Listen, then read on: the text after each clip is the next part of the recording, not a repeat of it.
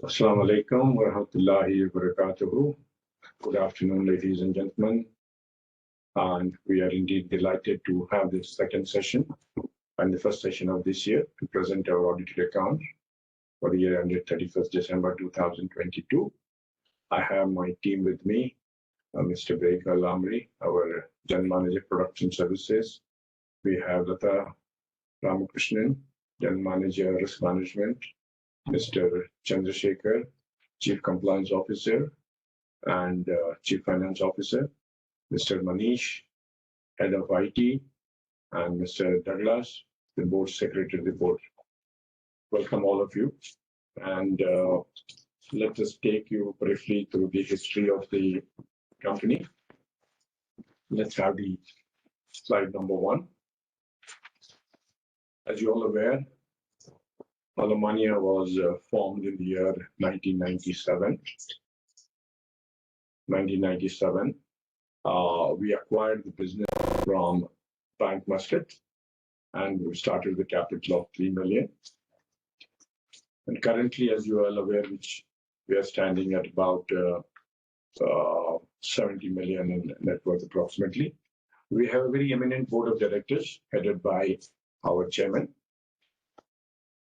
As you can see the slide here, we have a very eminent board of directors headed by our chairman, Sheikh Khalid Al-Wahibi, a very eminent entrepreneur, businessman, and our deputy chairman, Sheikh Khalid, who needs no introduction.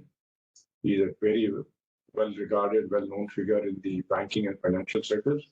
He's chairman of Bank Muscat and chairman of Didic and a host of other companies. Indeed, we are delighted to have them. Then we have the other board members, Sheikh Zaki Hassan Nasib, Mr. K.K. Abdul Razak, Mr. Ibrahim Saeed Al-Wahibi, Tariq Al-Mashni, Shikhar Bipin Dharamsi, Mr. Imad Salim, Syed Salim Nasir Al-Salmi, and Mr. Ketan Wasif. We have a very experienced team of management team. I've been very delighted and privileged to have been at the helm of the affairs of this company since its inception in 1997-98. And most of my colleagues here who have over 20 years of employment and experience with the company. That speaks volumes. The combined experience the management team has is over 100 years. And we bring to table a lot of experience, expertise, strength, ethics, financial planning. This is our team here. I have already introduced you the team here. And we have Samia Al-Hasni. She is on leave. She's not present here today. The rest of the team is here. If Viju is free, you can have him here. Then I'll take you briefly to the next slide, is on our product segmentation. So we basically have 3 verticals, as we call them. Corporate, which is our major vertical, and corporate is almost now between 70 to 75% of our total asset size. And corporate includes a host of products, starting working capital, asset loans for plant, equipment, machinery, bill discounting, debt factoring, project finance, bridge loans, construction loans for warehouses and factories. On the liability side, we also accept fixed deposit of minimum 1 year tenor.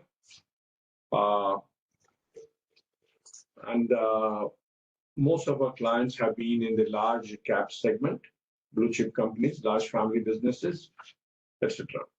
On the retail, we're basically into car financing, equipment financing, which has been our mainstay. We continue to play a very important role in helping individuals in their quest to acquire mobility and make them more productive. Our lifestyle segment is basically the consumer loans required for white and brown goods, and it's a quick loan process to get to buy or to furnish your homes for all kinds of home durable equipments. Now, what is the unique selling proposition of Oman? We are one among the 5 companies here in Oman, but what makes us so different? What makes us relevant to the consumer needs is that we have held a leadership position for a very long time. We have very, very strong fundamentals. We have more than 100,000 customers who have been, and most of them are our repeat customers. We have a consistent and a steady track record since inception. We have always focused on sustainability and continuity. This has been our hallmark. We also have the unique distinction of having paid dividend every single year out of our existence. Right from 1998 till 2022, we have never skipped dividend. Every single year, we have paid cash dividends. This is another unique thing that we have against the other players in the market. We also have the lowest non-performing loans, which speaks for which speaks volumes for our risk assessment, our ability to understand the risk, assess the risk, and price the risk. Not only that, we have the lowest NPLs, we have the highest provision buffers. Our provision cover currently is about more than 400% as compared to the industry average for about 50-60%. We'll come to that details when we take a look at the performance. We'll come to details of our dividend also. But our asset quality is very good. We have a very robust capital structure. We have the highest per capita net worth, and also we have the highest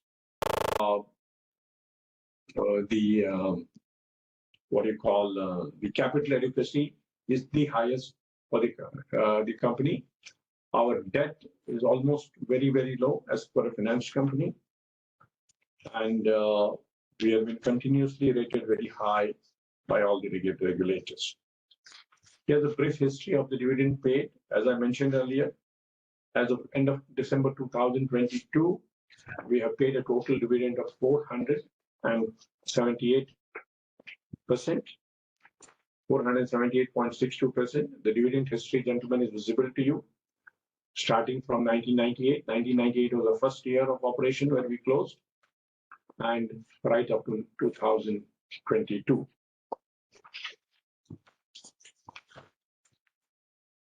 Now, before we move on to the specifics of the company for the year 2022, I'd like to briefly take you through the Omani economy, and the way it is structuring. As you all know, we have been having a period of very reasonably good oil prices, which has enabled us economy to flourish and declare surpluses. Last year, after running continuous deficit for a couple of years, we had a budget surplus. We are expecting to have a budget surplus even this year.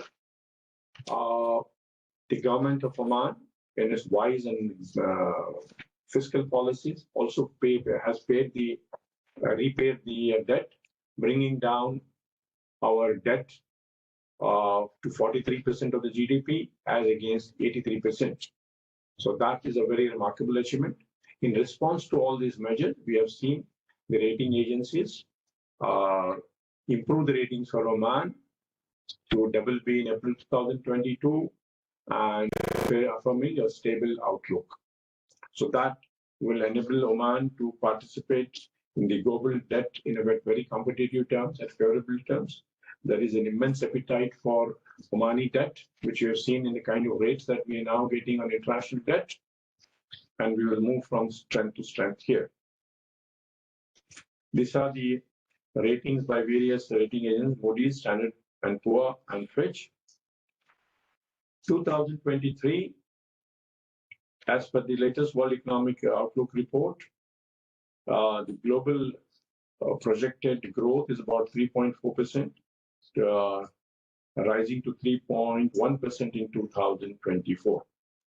Oman's budget has been very cautious, and on the basis of revenue has been estimated on a $55 price, which we are far exceeding now, and which will allow us to have a budget.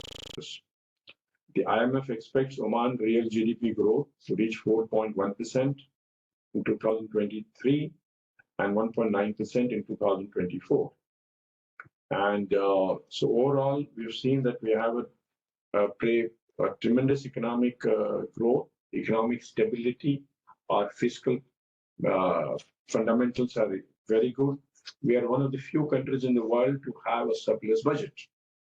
And our debt to GDP is now down to a very, very manageable 43%.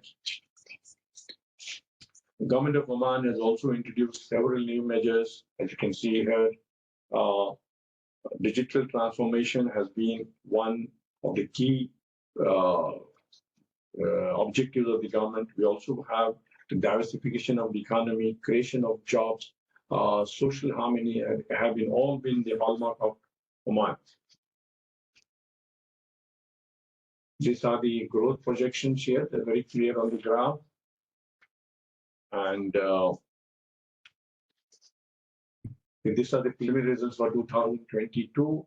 You can see that in spite of the, we had a revenue and it's 14.2 billion against a spending of 13, having a surplus of 11 as against deficit in the previous years.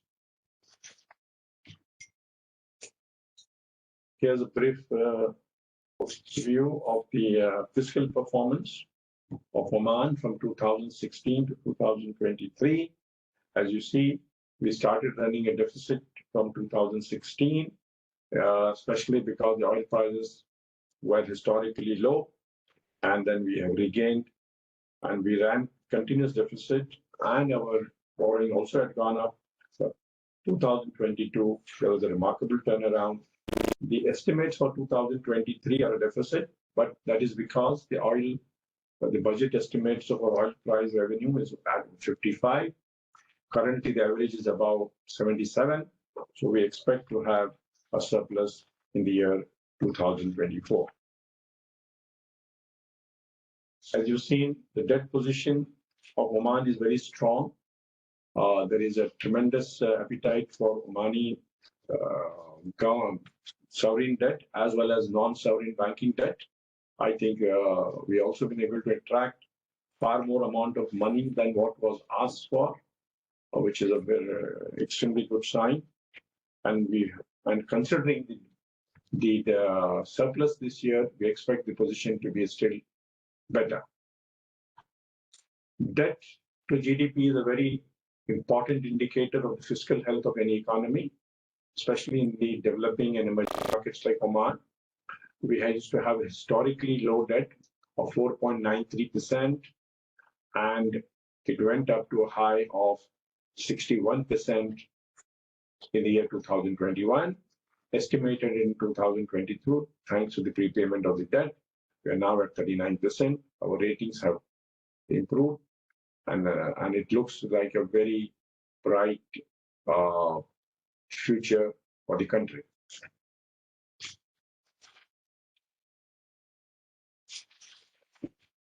And when we now come to the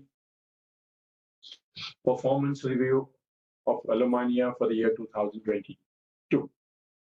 Now, we've seen here, we have a slide here which gives you the performance for the last 5 years, from 2018 to 2022. We have seen that from 2016 onwards, there was a steady decline in the oil prices. We also saw a steady increase in the budget deficits, which was unheard of for Oman in the earlier years.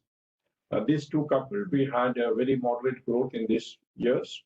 Accordingly, Alumania had a strategy to respond to these market conditions, and we are able to develop a strategy where we could move out of some of the sectors which were underperforming for the economy as a whole, and we could convert some of them into cash and leverage that cash both for borrowing as well as for the liquidity position of the company.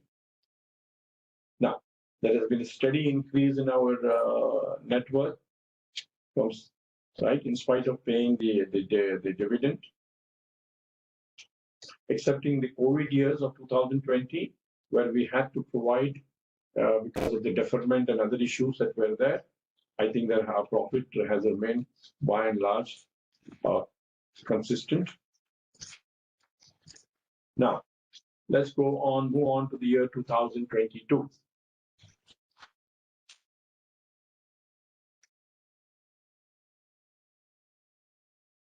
For the year 2022, you have the position here on the slide here. The company has done well for the year 2022 as compared to especially 2021.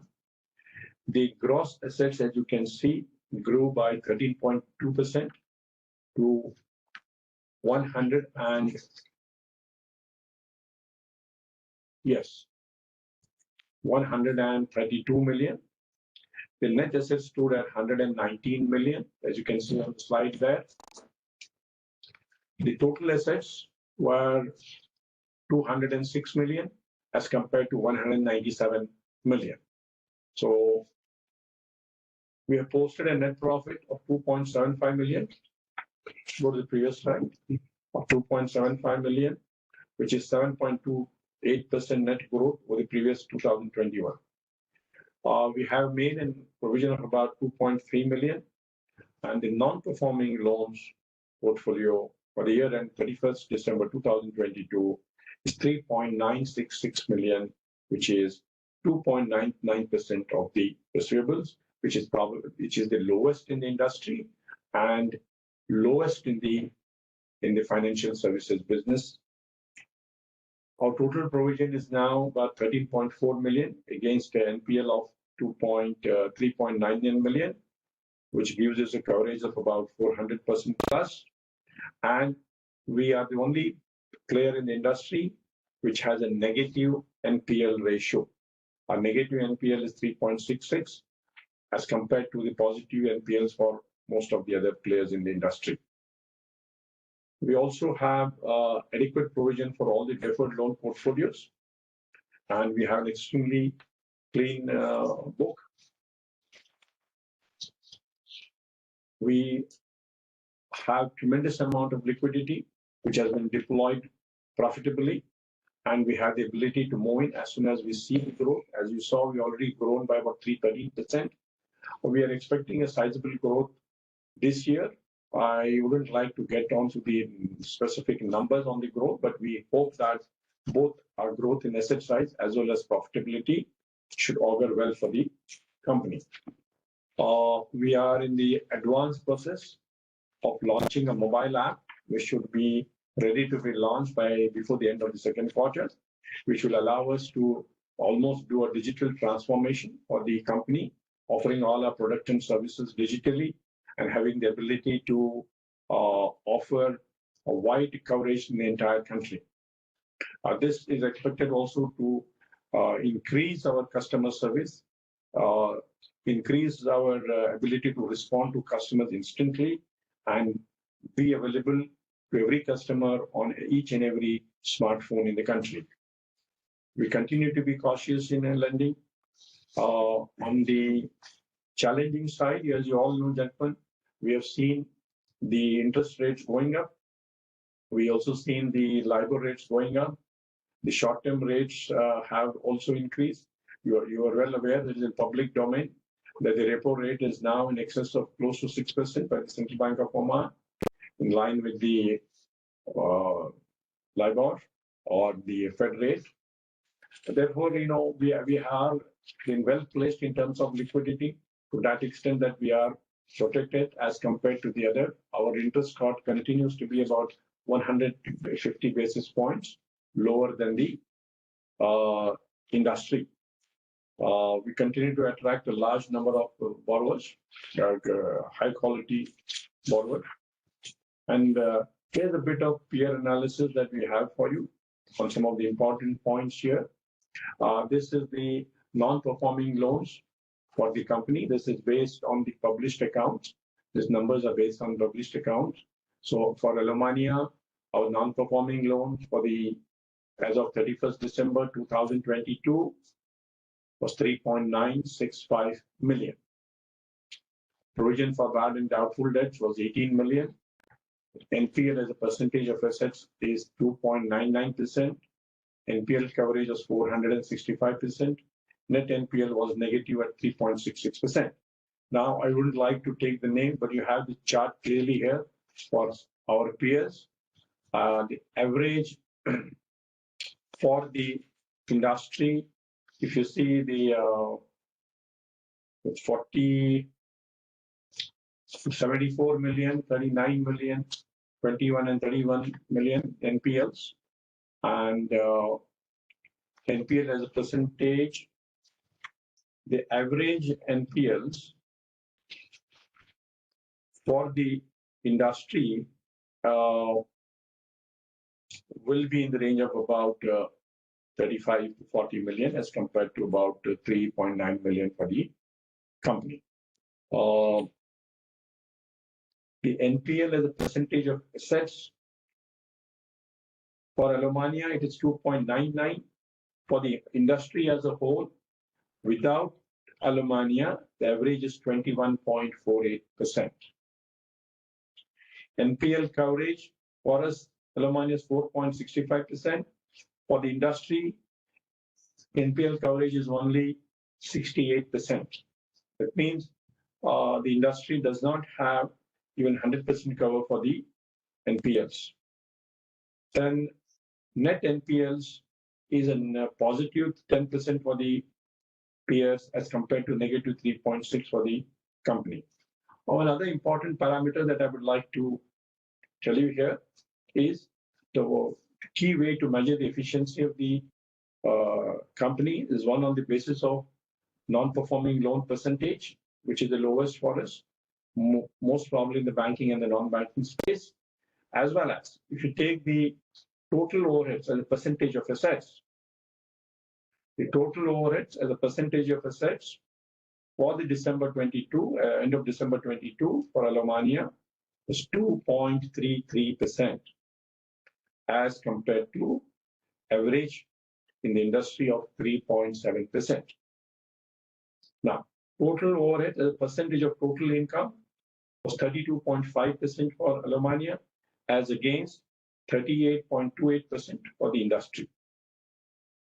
The total overheads, including interest, as a percentage of income was 62.59% for the Alumania as compared to 72.06% for the industry. So we have been fortunate and we have had a benefit of a tremendous enlightened board and management support, a very experienced management team. We continue to innovate. We continue to provide competitive services. And we will continue to be on the forefront of innovation. As you're well aware, Alumania has been a pioneer and in the forefront and the only company to have issued compulsory convertible bond as part of the dividend. This has a strategy that has paid off well.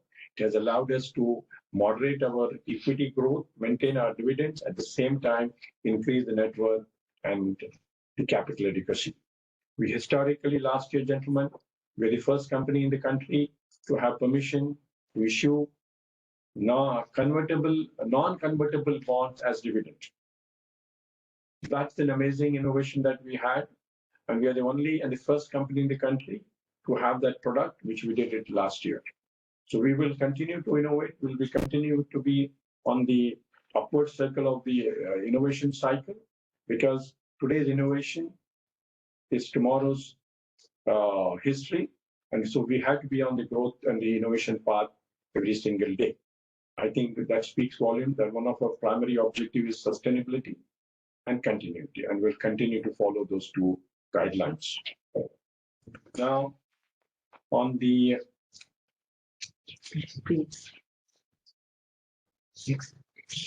so gentlemen, I think we'll just quickly take you to the wealth creation historically by the company.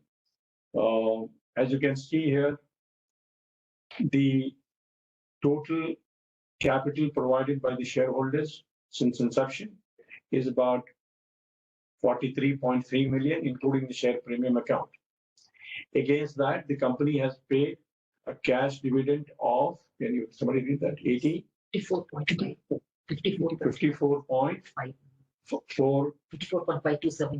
54.527 million. The cash paid is, and the total profits generated till date was 80.44 million, out of which the company has paid 54.5 million as the cash dividend. We have issued stock shares worth 3.9 million, stock non-convertible bonds worth 1.4 million, and stock convertible bonds worth 15 million. So the total paid out to the shareholders is 54.5 cash, and the rest in instruments, totally amounting to 70.44 million, which is 478.62%. We have never skipped dividend.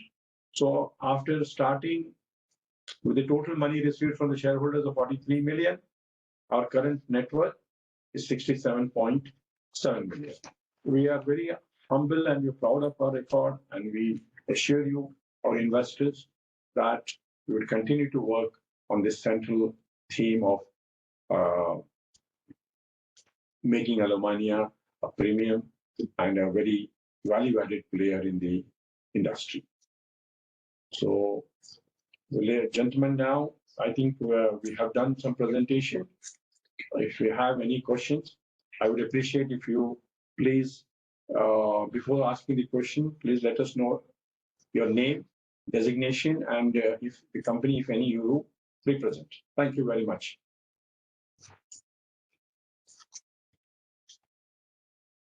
Yes, go ahead, Mr. Abbas. Good afternoon, Mr. Patel. Thank you very much for the presentation. Congratulations on a fantastic year. And at the outside, let me say thank you as a minority shareholder for navigating the company through very, very challenging last 5 years that the leasing sector has seen. So I'm sure it wasn't easy, but the proof is in the pudding, and the numbers that you've highlighted. It's really, I mean, you guys stand head and shoulders above the peers, and those are the numbers. Now, thank you. If I have to look forward, you've gone through this challenging time. The company sort of managed to, come out on top in terms of, how you guys stand versus your cost of risk, your NPL ratio, your spreads. You mentioned your cost of borrowing is 1.5% cheaper than your peers, which obviously means banks have that kind of comfort in, in the company, in your leadership, in the management. But now let's look forward. Now that you're looking forward, the one thing that the company, I mean, sort of underperforms is, is on cost of, is on ROE. I understand that the company's been through challenging times, but if you're assuming cost of equity around 10 to 11%, the company is at the 5.5% ROE mark right now. Now I have two questions. One question is, you mentioned very early on in your presentation that, without giving exact numbers, you're looking at growth coming in again. The company was in the consolidation phase. You navigated the challenging times. You grew a little bit last year, and then you're saying you're looking at growth. But can I ask you, as the CEO, when you discuss with your board, is there a target ROE in question? And the related question to that is, let's say the target ROE is not achievable to organic growth. Would you consider something like what Bank Muscat did, where they said, hey, listen, this equity we don't need, or what Ovinvest recently did, and give like a one-time large, some sort of a bond dividend to the shareholders, to reward us, and at the same time increase your ROE? Is that something on your mind? Because, this is the only way I feel like where I could say that the company is, has done well, but it does not meet the cost of equity sort of requirement of the investor. So thank you, Abbas, for your comments. And yes, there have been, very challenging times in the last few years, as you rightly pointed out. And we had the low oil prices.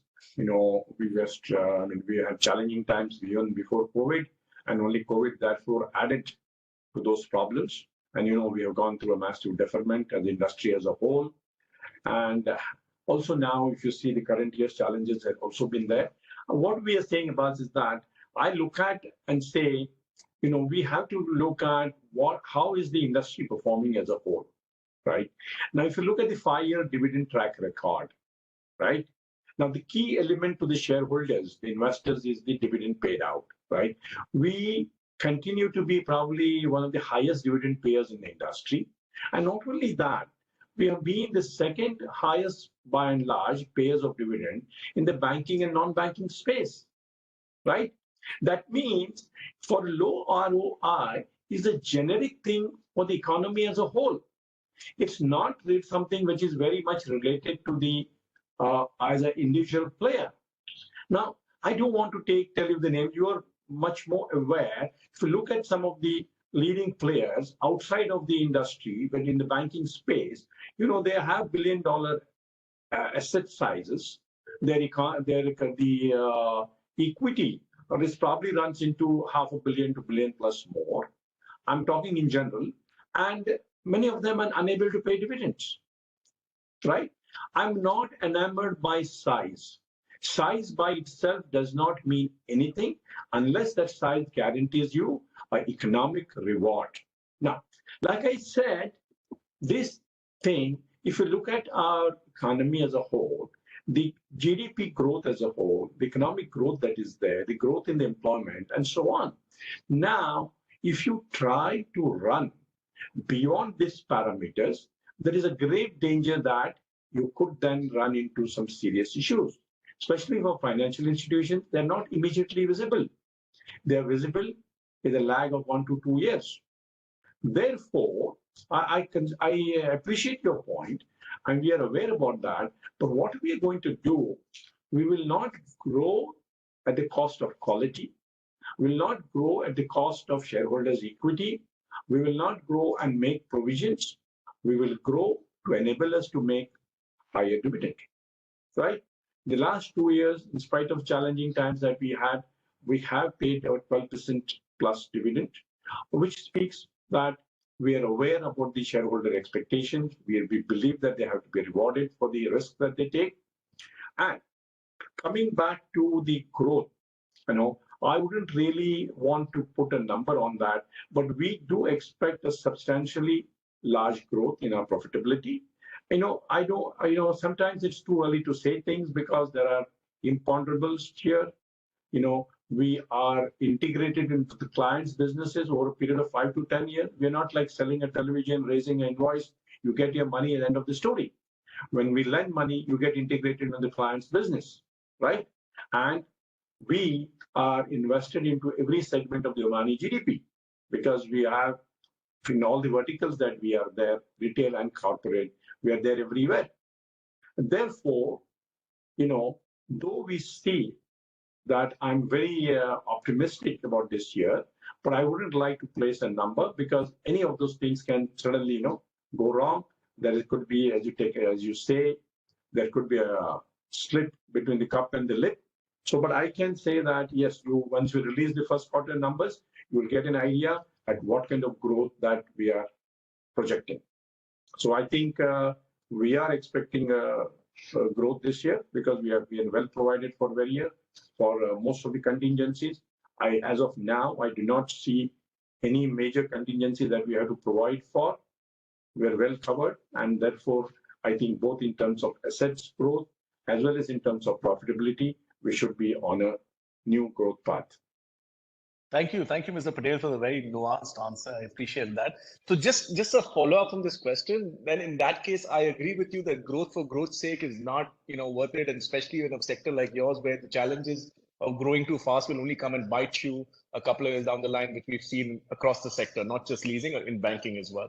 Now, so do you feel holding on to this equity size gives you a comparable advantage when it comes to your peers, and that's why you feel like even though growth might be muted or might not be as aggressive when it comes to, let's say, the regulatory allowance that you have, do you still feel that it makes sense to hold on to this level of equity? Abbas, the thing is that I think we have made a beginning. If you see, for example, we have given last year a non-convertible bond, which is actually amounts to a deferred cash dividend, right? We will continue to work on those initiatives. But having said that, we are governed by the Banking Regulation Act 1974 and the amendments thereafter. And so we are not necessarily governed only by the corporate law, Oman Companies Law. Beyond that, we have a regulator and we are licensed under the Banking Regulation Act. So under the Banking Regulation Act, there are certain covenants and regulations to be followed, which does not allow you a free hand in deciding upon how much equity you should have. And having said that, the additional net worth and equity also gives us your lending ratio. How much money you can lend is determined by how much capital you have, right? You cannot lend for an individual business client or a institution more than 15% of your net worth or more than 10% if it is a related party. So basically, this is what gives you the ability to lend. You reduce the capital and it hampers your ability to lend and grow, right? I believe that this increased net worth will be in a good state. Plus, the capital adequacy is a key thing. Your capital adequacy is what determines your cost of borrowing as one of the important factors. So by merely increasing the leverage, I do not see a very great advantage. And it's not necessary that each and every shareholder might be able to put the equity for a better use than the company. And of course, some of them may, but we have our hands are tied on that. But the additional equity helps us in lending ratio. It helps us in capital adequacy. It helps us in borrowing. And the total borrowing for the company is a function as per the Banking Regulation Act is 5 times your net worth. So when you reduce your net worth, you reduce your ability to borrow. And not only that, though the regulations allow you to borrow 5 times, most of the lenders will put their own covenants, which many times may be 2.5 or 3. So it's not, in all cases, this doesn't have merit in all cases to look at reduction in the net worth of the equity. Got it. Yes, sure. I understand that. Can I ask you in my interaction with you on the previous call, you don't come across necessarily as a conservative CEO just for the sake of being conservative. You're a pragmatic man.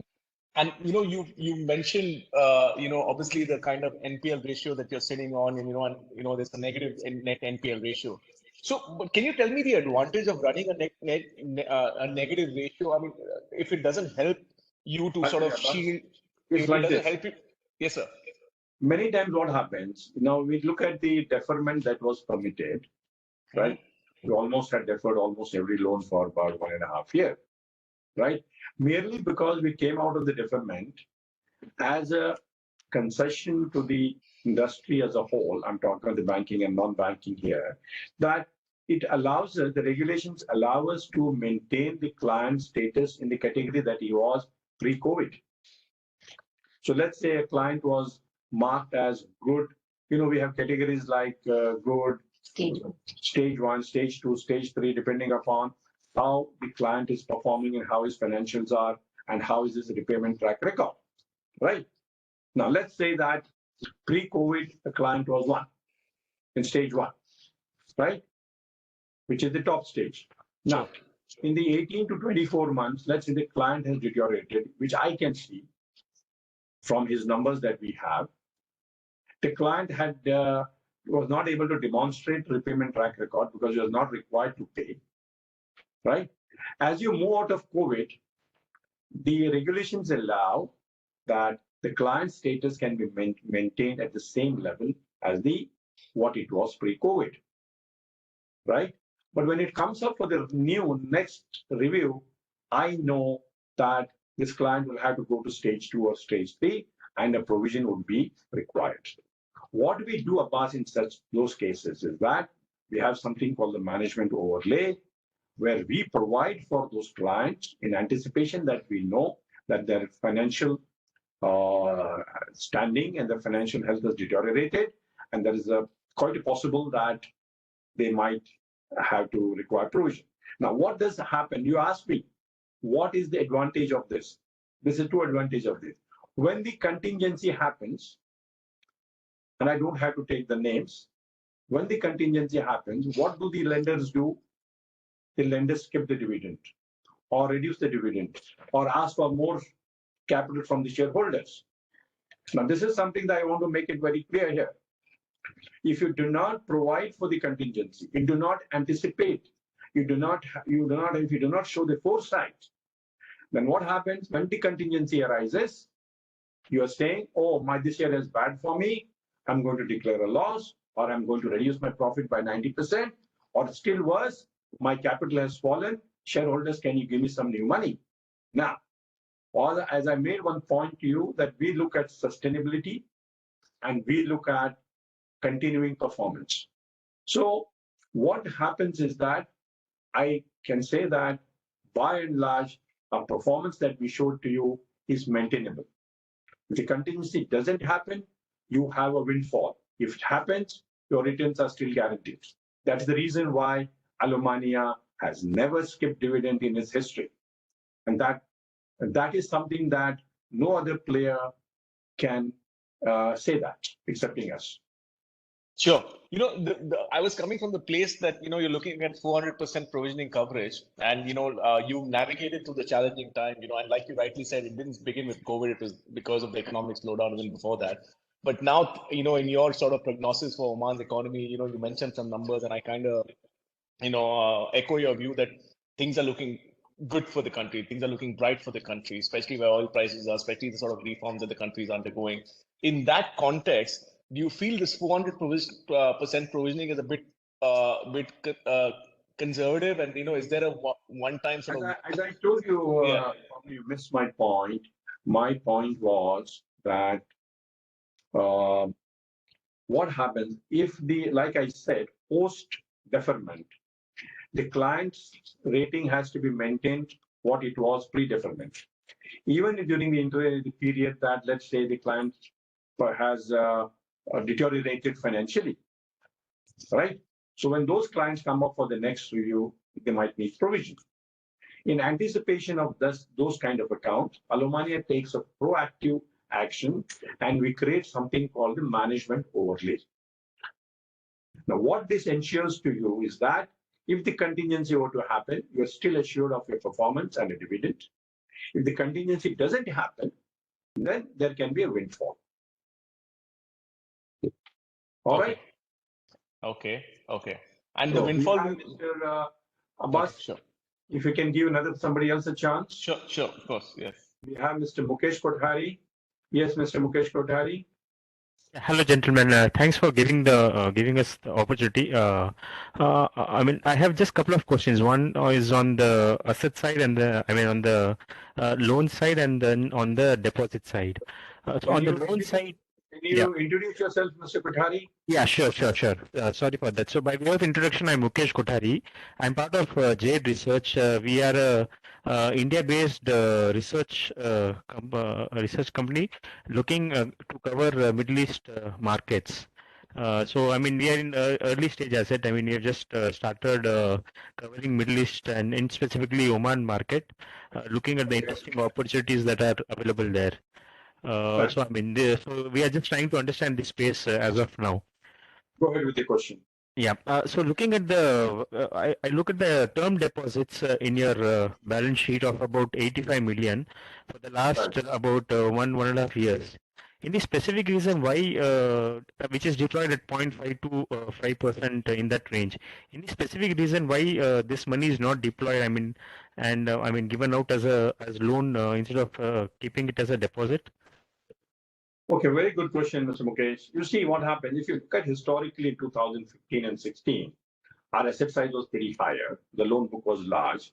But 2015 onwards, we started to run the deficit. That was because we were having a continuous period of low oil prices. The economy was into a very challenging phase even before COVID, right? And then only COVID added to those problems. So if you look at 2016, up to about 2021, 22, you see that we ran deficits. Our deficit was as high as 35-40% of the budget. Our GDP ratio went up towards 60-70%, right? The sovereign bonds were trading at a very, very high yield. So the fiscal, our rating went down to quite, low. I mean, we were much below the investment grade also. So having had all those parameters, we could foresee all these things. We could foresee, we had the management experience of large, my team was there, our risk management, our, team. With that, we know we could correctly take the call. And many of the loan, we moved out of several sectors like construction, infrastructure, equipment financing, which were all going down. Like you see, you also go through the list of companies which are under liquidation or we closed down. We'll start to get some more idea about what happened to some of these sectors, right? The reason why we continue to hold this money was that once you have repaid this money, your facilities begin to come down. So when you are ready for deploying, when you go back to the institutions, there is a lag time of 3 to 6 months. That means as soon as the economy starts to show green shoot, you are not in a position to lend because it has a long procedure before you make an application and provide the reasons why you have to lend more, number one. So that was the primary reason that we needed to respond to the demands of the market as soon as we want to see the green shoots. Secondly, the funds that were kept were not really causing any serious issues to the company in terms of additional cost.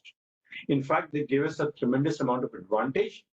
And if you do a comparative analysis, our cost of borrowing as compared to the peers is between 100 to 150 bits lower than the rest of the market.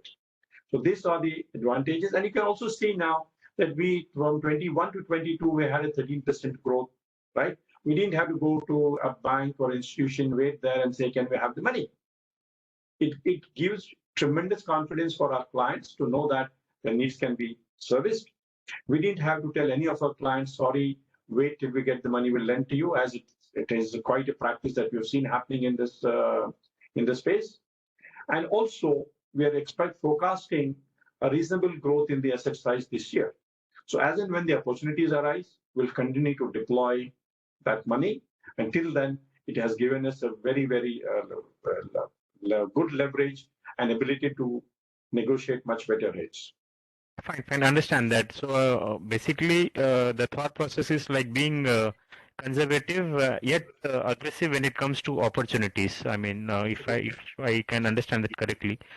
So that, I mean, related to that, if I look at the last quarter's disbursement, so if Q3 year end, Q3 FY22, the net loans were around 1 or 2 million, and the year end it was around 119 million, so a jump of around 15.8%.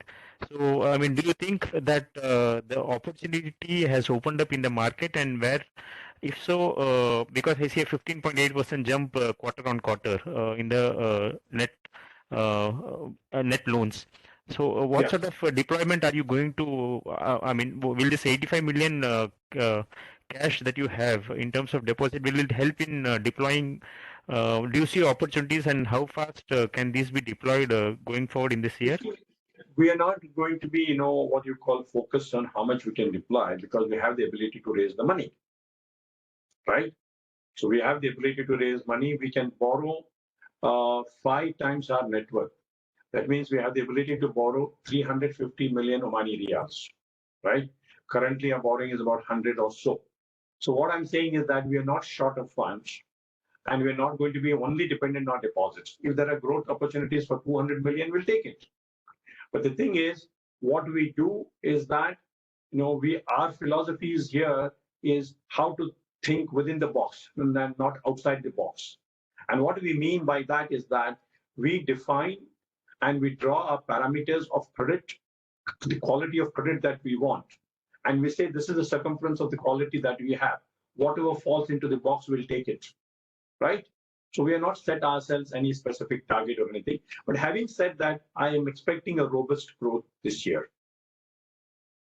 Fine. Any specific number or range you're looking at in terms of, I mean, considering that last quarter it was 15.8% quarter on quarter growth. So, I mean, will this sort of... See, you make an estimate and you can be wrong the next day, can just slap you back. So I don't want to take a number, but in the next couple of weeks, we'll release our first quarter results. You have the ability to see the both in the growth in the size as well as the profitability, and then probably you can take your call as we keep on having these confidences. But I do expect growth this year certainly. Fine, fine. That's comforting, and all the best. We look forward to your first quarterly results. Thanks. Thank you very much, Mr. Mukesh.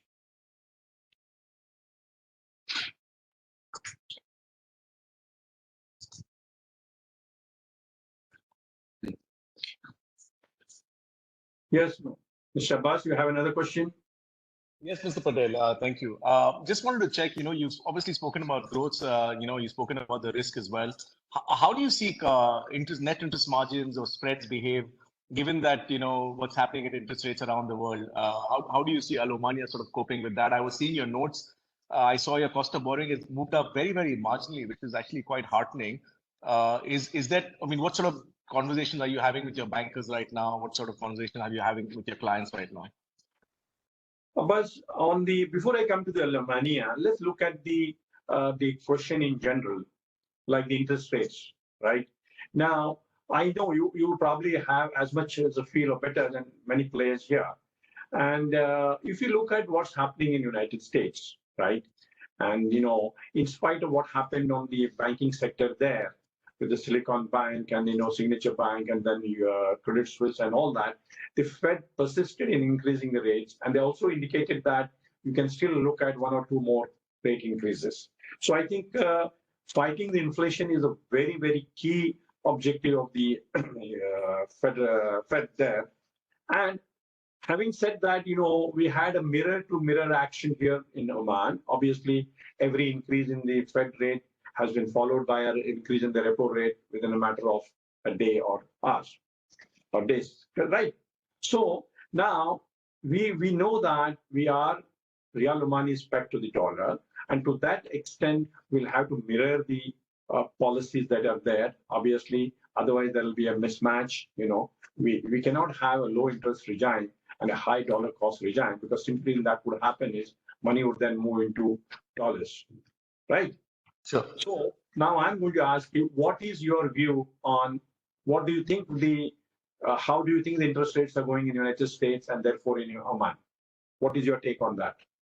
I think in general, they're seeing a lot of the increases behind us. I was talking to the Bank Muscat CEO on the call, and he's saying that just because interest rates have moved up, it does not mean we immediately go and start talking to our clients. Like, you would be a client of theirs. He's saying at some point, it's a relationship-driven business. We have to understand the needs of our customers. We also have to, we have the advantage of a big CASA deposit base. The point is the conversation is a little more nuanced and a simple sort of flow through just because interest rates have moved up. That's the conversation I was hearing. But in general, there's definitely an upward pressure in rates across the economy in Oman. Absolutely. What we have seen is that across all tenors of lending, from short, medium, and long, there has been a rate increase. Especially the hit has been taken on the short term, because the repo rate is about now in excess of 5.4 or something. So obviously that is for 26-day rate. If you want to go back to central bank and discount or take money, you're paying 5.4%. So the rate in general, I feel that unless the inflation moderates in the United States, and we see the federal rates coming down, right, and which will then follow by a mirror action here, right, and we would probably then see some kind of moderation. Till then, it is going to continue to remain under pressure. We have seen anything between 100 to 150 basis points increase across all segments. For most other players, I have seen recently some players raising 2-year money at almost a cost of 7.5%, 8%, right? So that way we are still, our rates are still under control. I don't see a great amount of what you call a challenge here in terms of our ability to borrow, because whatever the costs are there, we have to ultimately be passed on to the end user. Okay, right? so that was my question actually. Will you think you'll be able to pass on these costs? We will have to, as much as possible, we'll have to pass it on. That's what my thinking is, that we have succeeded in some ways. But, we hope that by somewhere in the third quarter, there will be a very clear indication what the Fed is going to do, and then that will have a bearing on what happens here. However, I do not see the real inflation as inflation pressures in our economy as we are seeing in the European and the North American economies. But however, because of the structure that we are in, we might have to raise. So I think therefore, as soon as the rates moderate there, we might see a decline here also. You also see that any dollar borrowing today is going to be at a very high price, right? Yeah. Yep. So, there's a limited amount of money that the institutions can borrow in real money. Large institutions, both the banks and the non-banks, have the pattern, are always raising money from the markets outside, and most of them are raised in United States dollars. Now, that avenue which was there for us about 6 months ago, where the LIBOR was, almost to zero, and now that avenue is beginning to dry up, or you're going to pay a much higher price. So any growth has to come from the local deposits, and growing from the dollar borrowings would be a constraint. Yeah, and So you've been cutting. That we have to wait and watch. Okay. This is too dynamic for us to take a call. We are on the top of that, and we are taking our calls every single day. Sure. I've noticed, and I also noticed that you've been cutting your dollar borrowings as well. You cut it sharply in the last year. Absolutely. I think there was a lot of sense and merit, common sense as Bas. There's no way I could have borrowed at 6% and 7%. Right. Okay. And we have been able to raise money, real money, quite competitively. Right. And yes, there will be some pressures, but I believe that since we have provided for most of the risk assets, so I expect that some of those pressures might be lower this year. Yeah. Just my last question is, when I look at your spreads, so because I can clearly see that your cost of borrowing is 1.5% cheaper than the rest of your peers. But when I look at your lending rates, I think it's because there's a write back element of previously written off loans. You have like a interest rate spread of almost 8% compared to like 5% for the peers. So let's say if there were no write backs, are you at a higher spread than your peers? No, we're not at a higher spread than the peers, but because I think, our net interest margins are going up a bit, because I expect that the provisioning cost to come down. Right? Okay. Secondly, what happens is we continue to have the policy that we do, we clean up our books every year. Yes, you do. Right.